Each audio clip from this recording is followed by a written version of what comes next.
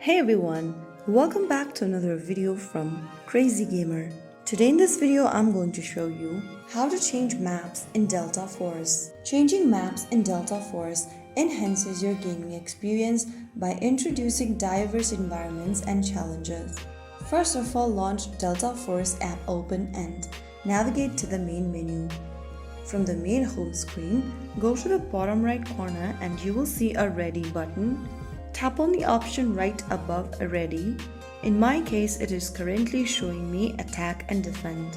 Tap on that and on the next page, you will see Select Map at the bottom. Tap on it. Now, you will see different maps available on the left hand side.